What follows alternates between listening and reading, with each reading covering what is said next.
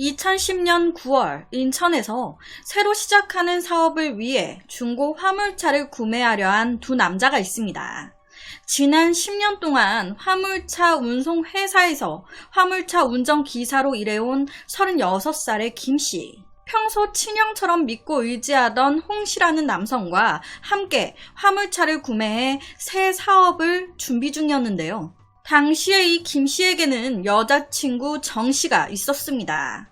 이 여자친구 역시도 남자친구가 새로 시작하는 사업에 대해서 적극적으로 밀어주고 응원해주고 둘 사이에는 전혀 문제가 없었어요. 사실 이 김씨가 새로 사업을 하기로 결심한 것도 이 여자친구 정씨와 결혼하기 위함이 컸습니다. 결혼을 약속한 후부터 이 김씨는 건강한 남편, 든든한 남편이 되기 위해서 매일 집에서 아령을 가지고 운동도 하고 새 사업도 시작하면서 돈도 벌고 뭔가 좀 여러 가지로 든든한 남편, 든든한 남자가 되고 싶었던 거예요. 당시에 이 김씨의 사업 자금은 조금 모자란 상태였습니다. 그래서 이때 김씨가 강원도 삼척에서 혼자 사시는 자신의 홀어머니의 시골 집을 담보로 약 3,500만 원 정도 농협에서 대출을 받아서 사업 자금으로 보태려 계획 중이었어요. 모든 것이 순조로웠습니다. 그렇게 사업을 오픈하기 며칠 전 9월 27일 이 김씨는 여자친구 정씨와 함께 자신과 10년 전 덤프트럭 운전기사로 일하면서 알게 된 자신의 친구 2명, 최씨와 이씨 남성을 만나게 됩니다. 사업에 관련된 얘기도 하고 서로 덕담도 주고받고 하려고 만난 거예요. 이 최씨와 이씨 역시도 새로 시작하는 김씨의 사업을 자기 일 마냥 축하해주고 걱정도 해줬어요. 절친 중에 한 명인 이 최씨는 야, 사업이 쉬운지 아냐? 나도 지금 괜히 사업을 시작했다 후회하고 있어. 더구나 너는 그 홍씨? 그 형이랑 같이 동업한다며. 그 형 좀 믿을만 한 거냐? 조심해. 사람은 겉만 봐서 몰라. 뒤통수 안 맞게 항상 긴장하면서 일해. 그 형은 믿을만해. 걱정하지 마. 잘할게. 그런데요, 정말 이상하게 이 27일날 재미있게 술 잘 마시고 여자친구도 자기 집에 가고 친구들도 자기 집에 가고 이 김씨도 자기 집으로 갔는데 이상하게도 그날 이후부터 이 김씨가 연락이 안 되는 거예요. 여자친구가 다음날 연락해도 안 되고 홀어머니가 연락을 해도 안 받고 이런 적이 없던 사람인데 걱정이 된 어머니는 강원도에서 한 걸음에 김씨가 살고 있었던 인천 남동구 원룸까지 올라오셨습니다. 그렇게 여자친구 정씨와 이 김씨의 집을 딱 들어갔는데 깨끗한 거예요. 멀쩡해.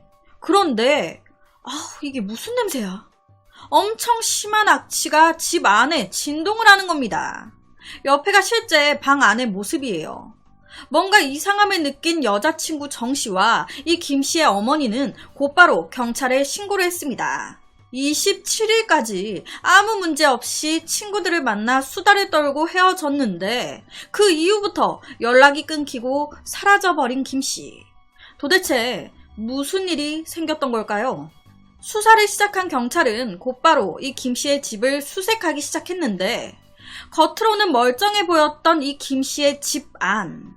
하지만 정상적인 상태가 아니었습니다. 혹시나 싶어서 침대 매트리스를 딱 올려봤더니 그 안에서 엄청난 혈흔 뭉탱이가 발견된 거예요. 거기다 벽면에도 피가. 이 피의 양으로 봐서는 이거 살인사건이구나. 그렇다면 사라져버린 김씨가 이 살인의 가해자인 걸까요? 아니면 피해자인 걸까요? 경찰은 이 집안에서 사라진 물건은 없는지 더 조사하기 시작했습니다. 그리고 이 집 안에서 김씨가 대출받았던 약 3천만 원 정도의 돈이 입금되어 있는 통장과 평소에 이 김씨가 운동하는 데 사용했던 아령이 사라졌다는 걸 알게 돼요. 범인이 돈과 범행 도구를 가져갔구나. 그리고 하나 더, 김씨의 차까지 사라졌네. 이 김 씨의 차량을 추적한 결과 사건 발생 이틀 뒤인 29일 새벽 1시 20분경 김 씨의 집에서 약 300여 미터 떨어진 곳에서 이 김 씨의 차가 발견됐습니다. 경찰이 딱 와서 차를 보니까 이 차 주변에 악취가 진동을 하는 거예요. 거기다가 뒷바퀴 이 바닥 쪽, 이 트렁크 쪽으로 피가 뚝뚝 떨어지고 있어. 아, 이거 트렁크를 열어봐야겠다. 옆에가 실제 당시 차량 발견 영상이에요. 트렁크 안에서 발견된 건 김 씨의 시신.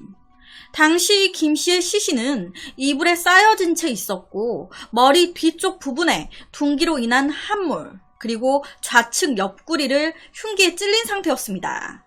그의 직접적인 사망 사인은 후두부 골절과 목뼈 골절이었어요. 김 씨의 차 안에서는 범행에 사용된 아령이 함께 나왔습니다. 시신에 남아있는 둔기에 맞은 그 자국과 이 아령의 자국이 일치했어요. 피해자 김 씨는 원래 차를 자기 집 앞에 두는 사람이었습니다. 그런데 사건 발생 후 이 김 씨의 차가 집에서 300m 떨어진 곳에서 발견됐어요. 그 안에서 시신까지.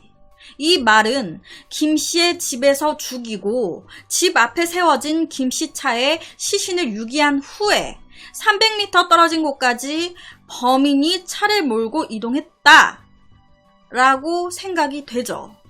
그렇다면 김 씨를 죽이고 시신까지 유기한 범인은 누구인 걸까? 바로 제일 처음 용의자로 오른 사람은 김 씨의 여자친구인 정 씨와 동업하기로 되어 있었던 홍 씨였습니다. 왜냐? 최근에 이 두 사람이 통화도 자주 했고 사건 발생 2주 전 이 여자친구 정 씨가 홍 씨한테 약 1,500만 원 정도를 입금해준 내역이 확인된 거예요. 왜 정 씨는 홍 씨한테 거액의 돈을 줬지? 혹시 이 둘 내연 관계여가지고 걸림돌인 김 씨를 죽인 거 아니야? 이에 대해서 동업자 홍 씨와 여자친구 정 씨는 아니라고, 절대 그런 거 아니라고 팔짝팔짝 뛰었습니다. 아니, 그럼 돈은 왜 줘? 여자친구가 동업자 홍 씨한테 죽여달라고 살인 청구했던 거 아니야? 여자친구 정 씨는 아니, 그게 아니라 내 남자친구가 새 사업을 시작하는데 돈이 부족했어요. 그런데 그 대출금을 조금이라도 덜 받으면 좋은 거잖아요. 내 돈을 보태주고 싶었습니다. 그런데 남자친구가 절대 내 돈은 안 받겠다고 하는 거예요. 나는 사랑하는 내 남자친구한테 내 돈을 보태주고 싶은데, 그러니 어떡해요. 동업자 홍 씨한테 몰래 부탁을 했었습니다. 우리 오빠가 내 돈이라고 하면 절대 안 받을 거예요. 그러니까 홍 씨 당신이 우리 오빠한테 이제 홍 씨 본인 돈이라고 하면서 이 돈을 사업 자금에 좀 보태서 써주세요. 라고 부탁을 했었다는 거예요. 결국 남자친구 김 씨를 사랑해서 했던 이 정 씨의 행동이 오해를 낳았다는 거죠. 그렇다면 또 다른 용의자는 없는 걸까요? 당시에 시신은 이불에 쌓여져 있었습니다. 그런데 그 이불을 묶었던 매듭, 이 매듭이 굉장히 이상한 거예요. 아무나 묶을 수 있는 매듭이 아니야. 덤프트럭 운전하는 사람들이 많이 묶는 매듭 방식이구나. 경찰은 바로 덤프트럭 운전하는 혹은 운전했던 사람들을 중심으로 수사를 이어갔습니다. 그리고 27일 사건 당일날 피해자 김 씨와 만났던 이제 그의 여자친구 정 씨, 그리고 김 씨의 친구 최 씨와 이 씨를 조사하기 시작하는데요. 이 친구 최 씨는 10년 전부터 오랫동안 알고 지낸 사이로 굉장히 절친이었습니다. 솔직히 이 김 씨가 덤프트럭 이 길로 들어선 것도 이 최 씨가 데리고 온 거였어요. 하지만 이 최 씨는 김 씨보다 먼저 그 일을 그만두고 정부가 시행하는 4대강 사업에 골재 운반업에 참여하기 위해 지난 4월경 거액을 들여 회사를 차렸습니다. 사업을 시작한 거예요. 하지만 사업이 쉽습니까? 해보니까 장난이 아닌 거예요. 자금난을 겪고 있었던 겁니다. 사업을 하는 사람이라면 다 한 번씩 겪는 경영난. 이걸로 사람을 의심할 수는 없는 거잖아요. 경찰이 이 최 씨에게 전화를 걸었는데 안 받아. 그래서 그 다음날 또 걸었는데 안 받네. 그래서 최씨 친구를 시켜서 또 전화를 걸어봤는데 안 받아. 뭔가 좀 촉이 이상한 거예요. 왜 전화를 안 받지? 집에 찾아가도 없어. 뭔가 이상하다 느낀 경찰은 차가 세워져 있던 곳 근처에 CCTV들을 다 조사하기 시작했습니다. 그런데 거기서 결정적인 단서를 잡게 돼요. 사건 당일 누군가 이 김 씨의 차를 끌고 오는 게 찍힌 거예요.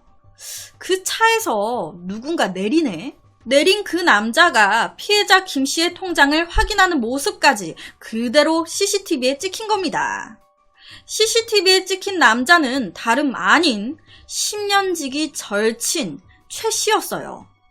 아래가 실제 CCTV 영상입니다. 범인을 특정 지은 경찰은 바로 추적하기 시작했고 10월 18일 이 최 씨를 검거까지 하게 됩니다. 그렇다면 그토록 친했다는데, 절친이었다는데 그 절친을 죽인 이유, 범행 동기는 뭐였을까요? 사건의 전말은 이랬습니다. 27일 날 피해자 김 씨와 여자친구 정 씨, 그리고 최 씨와 이 씨까지 4명이 만나서 술을 한잔 했어요. 분위기 좋았습니다. 하하호호 웃다가 저녁에 헤어졌어요. 그런데 그 후에 홀로 이 김 씨가 딱 집에 들어와서 쉬고 있는데 이때 최 씨가 찾아온 거예요. 야, 우리 술 한잔 더 하자 라고 하면서. 이때 김 씨는 좋았습니다. 친구니까.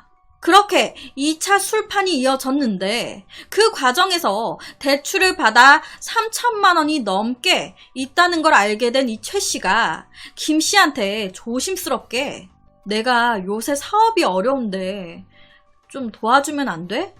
라고 부탁을 했던 거예요. 그런데 아니 이 돈이 자기 돈도 아니고 김 씨도 대출받은 돈이었어요. 은행 돈이었습니다. 그것도 사업하려고. 그런데 그 돈을 사업하지 말고 나한테 투자해라 라고 한 건데 어느 누가 선뜻 알겠다고 하겠습니까? 그것도 혼자 하는 것도 아니고 동업하는 사람까지 있는데 이 3천만 원을 최 씨한테 다 투자하면 자기는 어떡해요? 그러니까 당연히 이때 김 씨가 좋게 안 된다고 얘기한 거예요. 안 돼. 이 돈은 새로 시작할 사업에 써야 되는 돈이야. 야, 많이 힘드냐? 잘 될 거야, 임마. 걱정하지 마. 그런데 자기의 부탁을 거절하는 그 순간 이 최 씨는 더 이상 친구가 아니었습니다. 내가 너한테 그동안 어떻게 했는데 네가 내 부탁을 거절해? 화가 치밀어 올라서 눈에 보이는 아령을 집어들고 무자비하게 내려친 거예요. 그때까지도 친구를 전혀 의심하지 않았던 김 씨. 친구에 대한 그의 믿음과 신뢰, 미래에 대한 희망까지도 피로 물들고 말았습니다. 이 최 씨를 처음 경찰이 검거했을 때 그때 이 최 씨는 자기가 한 범행에 대한 후회의 눈물을 흘린 이후에 바로 이런 말을 했다고 해요. 아, 내가 미쳤지. 그때 내가 왜 그랬을까? 형사님, 저 징역 얼마나 나올까요? 오래 감옥에 있어야 될까요? 그러니까 자기가 받을 실형의 그 처벌에 대한 걱정을 했다고 해요. 그러니까 최 씨는 끝까지 자기 생각밖에 안 한 거예요. 10년 지기 친구라던 이 김 씨에 대한 미안함은 조금도 없는 겁니다. 내가 지한테 어떻게 했는데 지가 어떻게 나한테 이럴 수가 있어? 그건 배신이잖아요. 지가 먼저 나를 배신했어. 끝까지 피해자에 대한 미안함과 반성은 보이지 않았다고 하는데 이 사건에 대한 기사만 많고 처벌에 대한 기사는 제가 아무리 찾아봐도 안 보이더라고요. 제가 못 찾은 거일 수도 있겠죠. 혹시나 후에 제가 알게 되면 이 영상의 더보기란에 추가적으로 적어 놓겠습니다. 그래서 오늘은 인천에서 벌어진 10년 지기 친구 살인사건에 대한 이야기를 가지고 왔습니다.